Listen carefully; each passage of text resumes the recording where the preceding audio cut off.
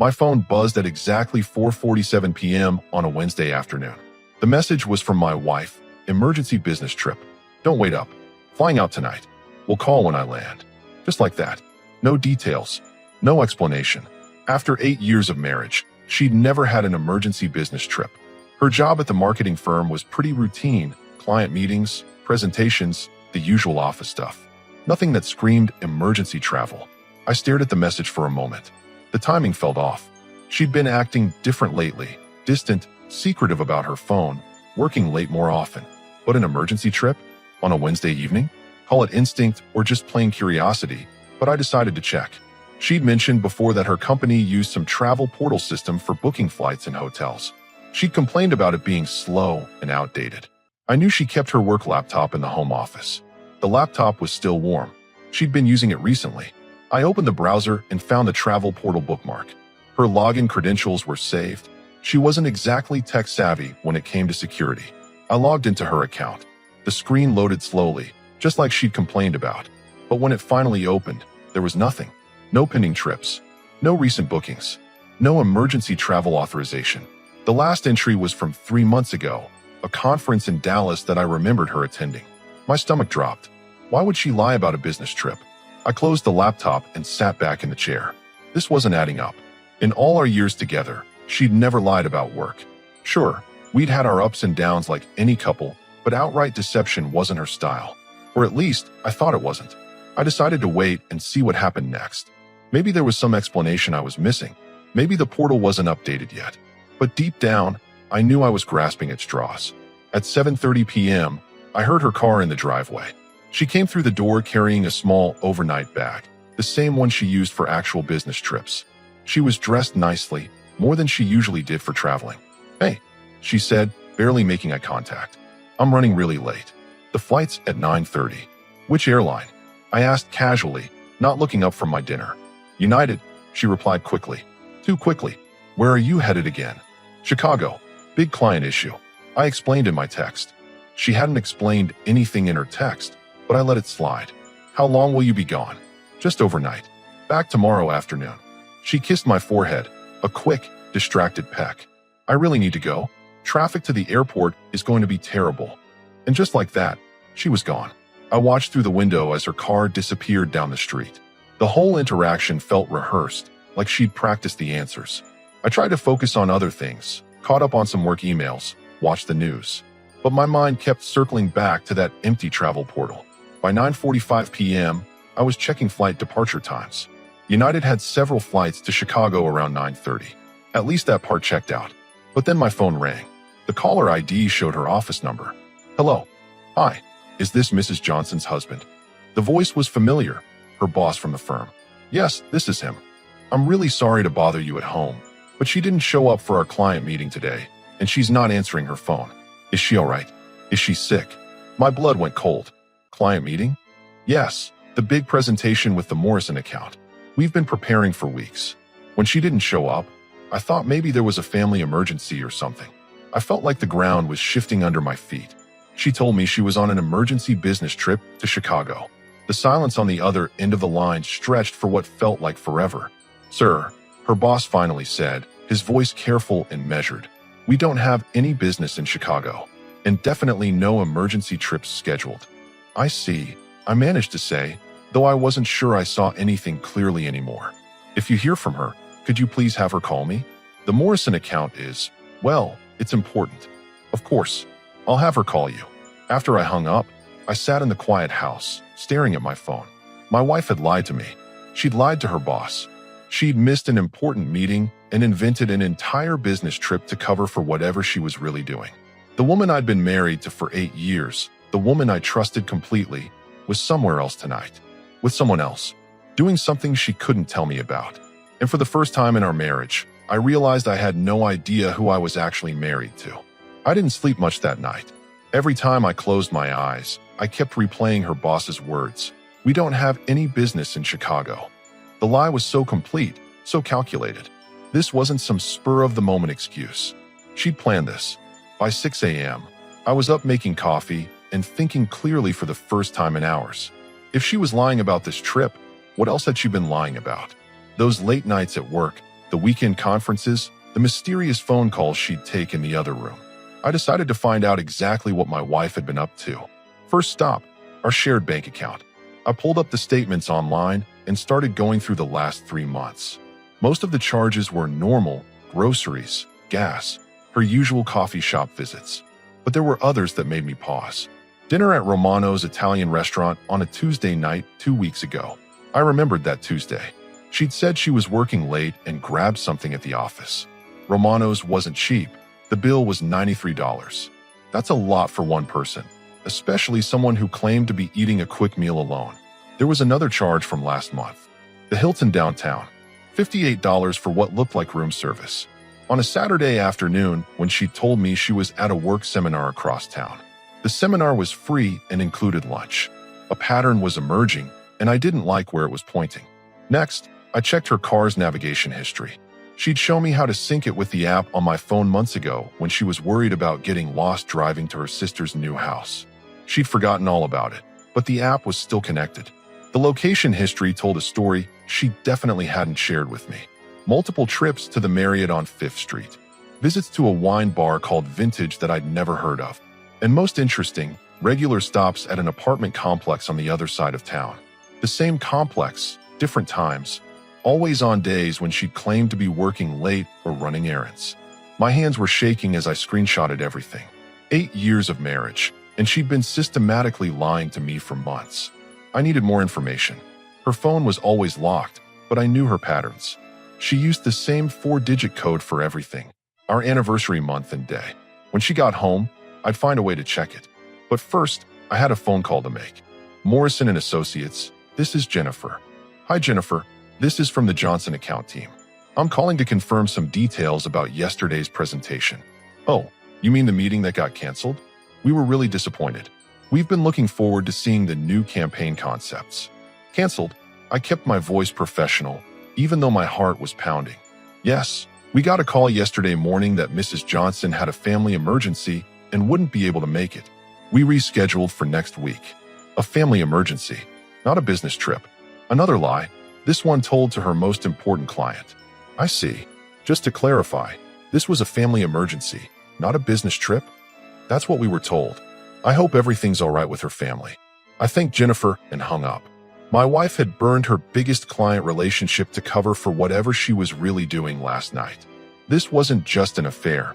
This was someone willing to torpedo her career for another person. Around 2 p.m., my phone buzzed with a text from her. Landed safely. Meeting's going well. Home around 4 p.m. tomorrow. I stared at the message. She was doubling down on the lie, even adding fake details about meetings. The audacity was almost impressive. I texted back, glad you're safe.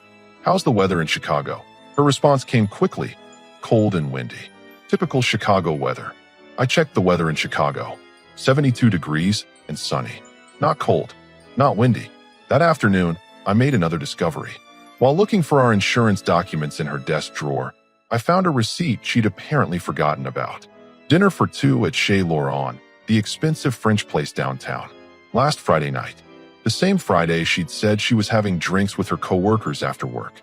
The receipt was for 2 meals, 2 glasses of wine, and dessert. Total, $168. But here's what really caught my attention. It was paid for with her personal credit card. The card I thought she only used for emergencies. I pulled up that credit card statement online. She'd been using it regularly for months. Hotels, restaurants, even what looked like gifts from jewelry stores. All charges I'd never seen because they weren't coming from our joint account. She'd been funding a completely separate life with money I didn't even know she was spending. By evening, I had assembled a pretty clear picture. The apartment complex visits, the hotel charges, the expensive dinners for 2, the elaborate lies to cover her absences.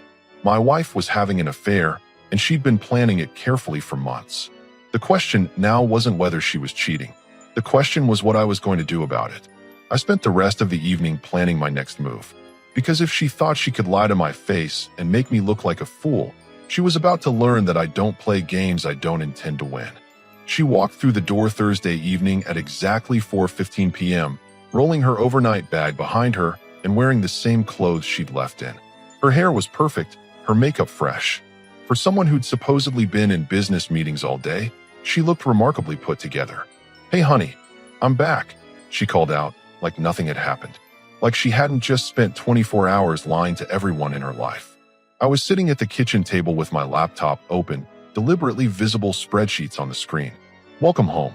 How was Chicago?" "Exhausting," she sighed, dropping into the chair across from me. The client was really demanding. We barely had time to eat. I nodded sympathetically. "That's rough. What hotel did they put you up in?" "The Hyatt. Downtown location. Nothing special." "Interesting. The Hyatt." I checked. Her credit card had no charges from any Hyatt in Chicago, or anywhere else, for that matter. "Did you get a chance to try any good restaurants? You know how much you love trying new places when you travel." She hesitated for just a moment. "We just ate at the hotel restaurant. Room service mostly. Too busy to go out." "Room service on a business trip? That must have been expensive for the company." "Well, the client was covering meals, so it wasn't a big deal." I smiled and turned my laptop screen toward her slightly. "That's funny. I was just looking at our credit card statements to do some budgeting, and I saw this charge from Romano's 2 weeks ago. $93. I thought you said you worked late that night." Her face went pale, but she recovered quickly. "All right, that. I met with a potential client there. It was a business dinner." "A potential client? That's great. Which company?" She fumbled for words. It's still early stages. I don't want to jinx it by talking about it too much." "Of course," I said, making a note on my laptop. "I'll make sure not to count it as personal spending then, since it was business." I could see her trying to figure out if that was good or bad for her story. "So tell me about the Chicago client," I continued, closing the laptop and giving her my full attention. "What kind of problem were they having that required an emergency trip?" "It was their marketing campaign. Last-minute changes to the messaging. Really technical stuff that had to be handled in person." "That does sound urgent. It's a good thing they had someone available to fly out on such short notice. I bet the plane was packed with business travelers."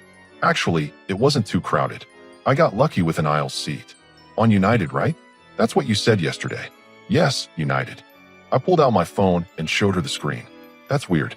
I was looking at United's website earlier because I was thinking about booking a trip for us, and they don't have any direct flights from here to Chicago on Wednesday nights. Their last flight to Chicago is at 2:30 p.m. She stared at the phone screen. There must have been a connection. Maybe through Denver. A connection for an emergency trip? That seems inefficient." Her voice got defensive. "I don't plan the travel arrangements. The company books everything." "Right, of course." I put the phone away. "Speaking of which, your boss called here last night." The color drained from her face completely. "He was worried because you missed the Morrison presentation. Apparently, it was pretty important." She opened her mouth, then closed it. I could practically see her brain scrambling for an explanation. "There was a misunderstanding," she finally said. "I thought the presentation was moved to next week." "That's strange. He said they called Morrison and told them you had a family emergency. Not that the meeting was rescheduled." "Well, someone from the office must have mixed up the message." I leaned back in my chair. "So to clarify, you went on an emergency business trip to Chicago, but your boss didn't know about it, and someone told your biggest client that you had a family emergency instead of a business trip?" She was quiet for a long moment. There was obviously some miscommunication at the office. "Obviously." I stood up and walked to the kitchen counter. "I'm making dinner. How does pasta sound?" "That sounds good," she said quietly. As I started pulling ingredients from the cabinet, I continued the conversation in the same casual tone. "Oh, by the way, I checked the weather in Chicago today. Looked like it was beautiful, 72 and sunny. You said it was cold and windy when you texted me. It must have changed. Weather's unpredictable. Absolutely unpredictable." I turned around to face her. "Kind of like how you paid for dinner at Chez Laurent last Friday with your personal credit card, but told me you were having drinks with coworkers." She stood up abruptly. "Why are you going through my credit card statements?" I wasn't going through anything. I was doing our monthly budget, like I do every month. Same as always. I kept my voice calm and reasonable. "But that's an interesting question. Why do you have charges on your personal card that I don't know about?" "I use that card for personal expenses sometimes." $168 dinners are personal expenses? I can spend my own money however I want. "Of course you can. I'm just curious who you're spending it with. Because a $168 dinner for one person seems excessive. Even for you." She grabbed her purse from the counter. "I don't have to justify every purchase to you. You're absolutely right. You don't. Just like I don't have to pretend I believe obvious lies." She stopped at the kitchen doorway. What's that supposed to mean? I turned back to the stove and started boiling water for the pasta. It means I know you weren't in Chicago yesterday. I know you've been lying to me for months. And I know you think I'm stupid enough to believe whatever story you come up with next. The silence stretched between us for nearly a minute. We need to talk, she finally said. I didn't turn around. No, we really don't. Because talking requires honesty, and you've proven that's not something you're capable of anymore. I heard her heels clicking across the kitchen floor, then stopping behind me. It's not what you think. I finally turned to face her. Then tell me what it is. And for the first time since this whole thing started, she looked me directly in the eyes and said nothing. Because we both knew that whatever came out of her mouth next would either be the truth that ended our marriage, or another lie that proved it was already over. She stood there for what felt like forever, her mouth opening and closing like she was testing out different lies before settling on one. Finally, she sat back down at the kitchen table. You're right, she said quietly. I wasn't in Chicago. I turned off the stove and leaned against the counter, arms crossed. No kidding. I was with someone. I figured that much out. Who? She looked down at her hands. Someone from work. Not my company. A client. Which client? You don't know him. I laughed, but there was no humor in it. Try me. After 8 years of marriage, I think I know most of your professional contacts. His name is Ryan. He works for Meridian Consulting. We've been working on a project together for the past 6 months. Meridian Consulting. I'd heard her mention them before. They were one of her company's biggest accounts. And you've been sleeping with him for how long? She flinched at the directness. It's not just sleeping together. It's more complicated than that. How long? 3 months. I nodded slowly. So when you said you were working late all those nights, you were actually with him. Sometimes. The apartment complex on Cedar Street. That's his place. Her eyes widened. How did you know about that? Your car's GPS history. Technology is amazing these days. I pulled out my phone and scrolled through the screenshots I'd taken. Let's see. You've been there 12 times in the past 2 months. Always between 6 p.m. and 10 p.m.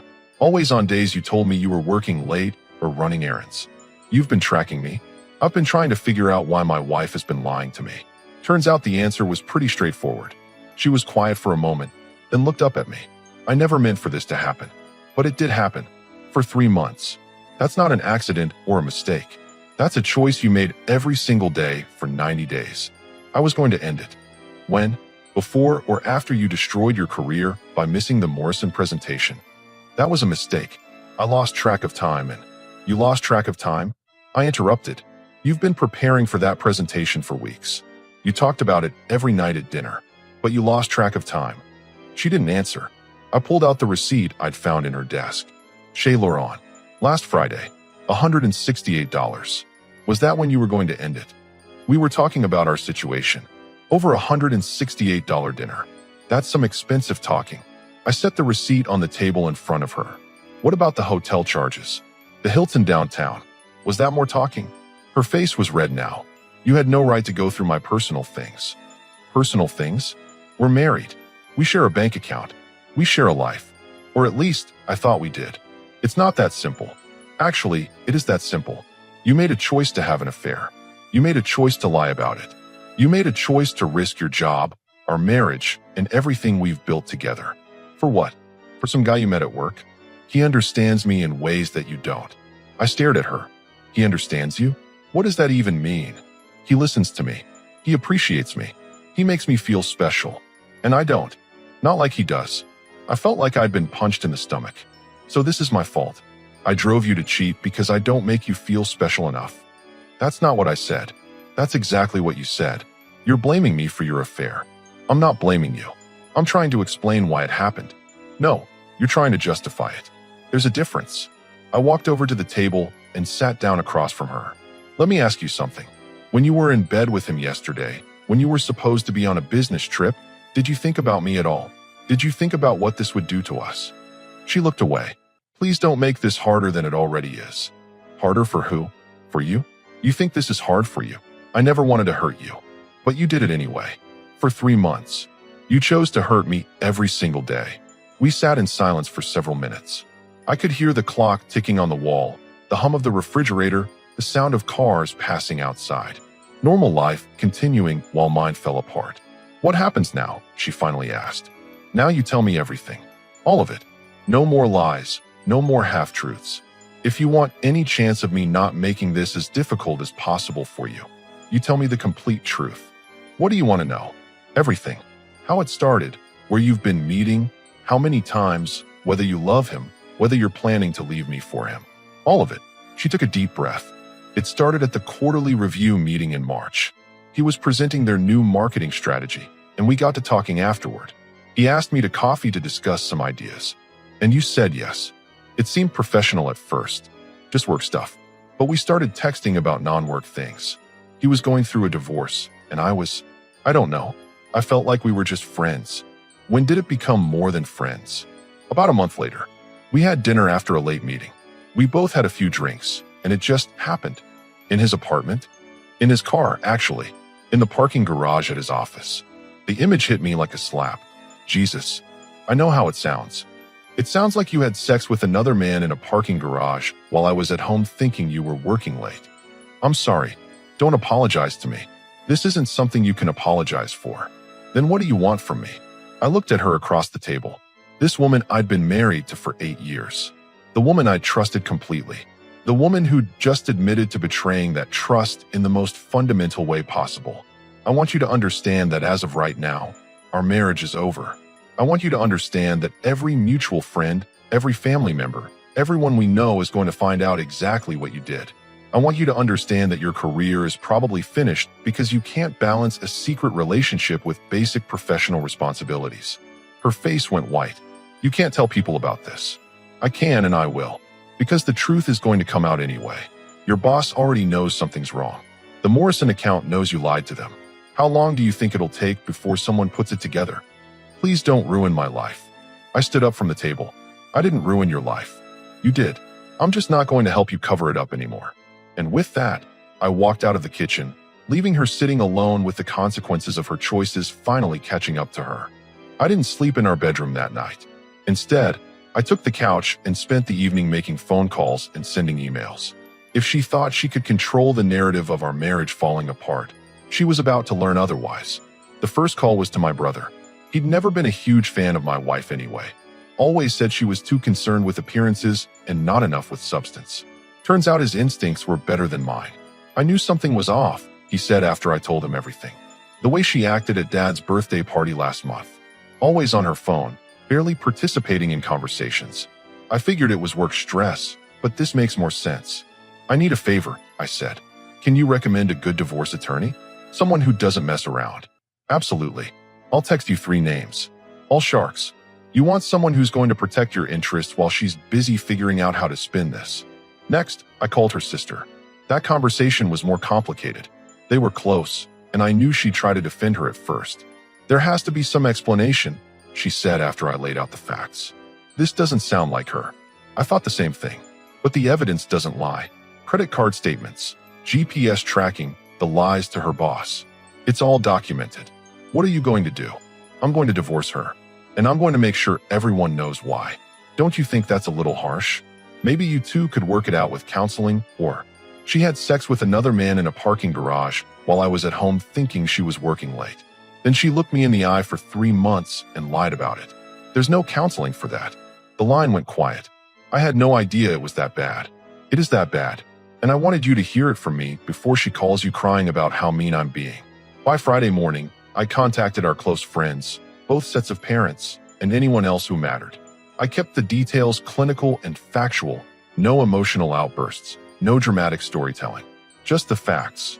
She'd been having an affair for 3 months. She'd lied repeatedly to cover it up, and our marriage was over. The reactions were pretty much what I expected. Shock, disappointment, and a lot of, I never would have thought she was capable of this. Our friend group split predictably. A few people tried to stay neutral, but most were pretty clear about where their loyalties lay. But the real consequences started at her workplace. Her boss called me Friday afternoon. I wanted to follow up about our conversation the other day. Has your wife explained what happened with the Morrison meeting? She has. And I think you should know what's really been going on. I told him everything. The fake business trip, the lies about client meetings, the pattern of deception that had been affecting her work performance. I was careful to stick to facts that impacted her job. I wasn't trying to destroy her personally, just making sure her employer understood why their star employee had suddenly become unreliable. This explains a lot, he said when I finished. She's been distracted lately, missing deadlines, making excuses. We thought it was burnout, but this makes more sense. What happens now? Well, lying to clients about family emergencies is a serious issue. And if she's been using company time for personal relationships, that's another problem. We'll have to investigate. I understand. I just thought you should know the truth. I appreciate your honesty. This can't have been an easy conversation to have. That evening, she came home from work looking defeated. Word had clearly gotten around the office quickly. You told my boss, she said. It wasn't a question. I told him the truth. He asked me directly what happened, and I answered, I'm probably going to be fired. That's between you and your employer. But yeah, lying to major clients tends to have consequences. She sat down heavily on the couch. My whole life is falling apart. Your whole life fell apart when you decided to cheat on me. I'm just making sure I'm not the only one dealing with the consequences. This is vindictive. No, this is honest. Vindictive would be calling Meridian Consulting and telling them their consultant is sleeping with married clients. I haven't done that. Yet. Her face went pale. You wouldn't. Try me. You think Ryan's company wants that kind of liability? A consultant who can't maintain professional boundaries with married clients? That's a lawsuit waiting to happen. Please don't destroy his career too. His career? What about mine? What about the reputation I've built over 8 years of marriage?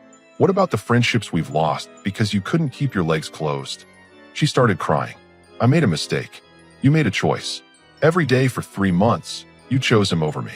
You chose lying over honesty. You chose your affair over our marriage. Those weren't mistakes. They were decisions. I want to try to fix this. I laughed, but there was no humor in it. Fix what? There's nothing left to fix. You burned it all down. We could go to counseling. We could work through this. Work through what? Trust? How do I trust someone who looked me in the eye every night and lied? Respect? How do I respect someone who risked everything we built for a parking garage hookup? Love? How do I love someone who chose another man over me for 3 months? She didn't have an answer for any of that. Here's what's going to happen. I continued. You're going to move out this weekend. You can go stay with your sister, or Ryan, or whoever. I don't care. You're going to get your own lawyer, because mine's already working on the divorce papers. And you're going to accept that our marriage is over. What if I refuse? Then this gets a lot more public and a lot more ugly. Right now, only people who matter to us know what happened. But I have documentation of everything, credit card statements, GPS history, text messages. I can make this the most public divorce in town if you want to fight me on it. You're not the man I married. You're right. The man you married was naive enough to trust you. The man you married would have believed your lies and tried to work it out. The man you married would have put your feelings ahead of his own dignity. I stood up and looked down at her. Lucky for me, that man doesn't exist anymore. So that's it. 8 years of marriage, and you're just throwing it away? I'm not throwing anything away. You already did that. I'm just refusing to pretend it didn't happen. She cried for a while after that, but I'd run out of sympathy. You don't get to betray someone and then expect them to comfort you about the consequences. By Sunday night, she was gone. Most of her clothes, her personal items, her car. The house felt empty, but not in a sad way. In a clean way. Like I'd finally gotten rid of something toxic that I hadn't even realized was poisoning everything around it. And for the first time in months, I slept through the entire night without waking up wondering what she was really doing when she said she was working late. 6 weeks later, the divorce was final. She tried to drag it out, hoping I'd change my mind or that time would make me more forgiving. She was wrong on both counts. Her career was over at the marketing firm. They'd quietly let her go after the Morrison account pulled their business entirely. Apparently, having your account manager lie about family emergencies to cover up affairs doesn't inspire confidence in professional relationships. Ryan didn't fare much better. Word had gotten back to Meridian Consulting about his involvement with a married client. They transferred him to their Portland office, basically corporate exile. His divorce finalized around the same time as mine, costing him half his assets and full custody of his kids. She tried calling me a few times during those weeks. Apologizing, explaining, pleading. I never answered. There was nothing left to discuss. The final time I saw her was at the courthouse when we signed the papers. She looked tired, older somehow. The confident woman who'd walked out with her overnight bag 2 months earlier was gone. I hope you're happy, she said as we left the building. I'm not happy, but I'm free. And that's more than I had when I was married to you. Do you ever think about what we could have been if this hadn't happened? I stopped walking and turned to face her. What we could have been. We were something. We were married for 8 years. We had a life together. We had trust and respect and love. And you traded all of that for 3 months with a guy you barely knew. I know I made mistakes. Stop calling it mistakes. You made choices. Every single day, you chose him over me. You chose lying over honesty. You chose your affair over our marriage. Own it. She was quiet for a moment. I miss what we had. You should have thought about that before you threw it away. That was the last conversation we ever had. 3 months after the divorce, I got a promotion at work. Turns out that not spending every evening wondering what my wife was really doing freed up a lot of mental energy for actually focusing on my career. I bought a smaller house closer to downtown, started going to the gym again, took up hiking, reconnected with friends I'd lost touch with during the marriage. People asked if I missed being married. The honest answer was no. I missed being married to the woman I thought she was. But that woman never actually existed. The real woman was someone who could look me in the eye every night and lie without flinching. I ran into her sister at the grocery store about 6 months later. She told me my ex-wife was working at a smaller firm now, making less money, still struggling to rebuild her reputation. She was single. Apparently her relationship with Ryan had fallen apart once they didn't have the excitement of sneaking around. She asks about you sometimes, her sister said. Tell her I'm doing great. And I was. For the first time in years, I was exactly where I wanted to be. No lies, no deception, no wondering what was real and what was performance. I learned something valuable from the whole experience. You can't save a marriage when only one person wants to be married. And you can't build a life with someone who's willing to destroy at the moment something more exciting comes along. Some people might call what I did harsh. I call it having standards. She made her choice when she decided to cheat. I made mine when I decided not to accept it. And 8 months later, I was still completely comfortable with the choice I made.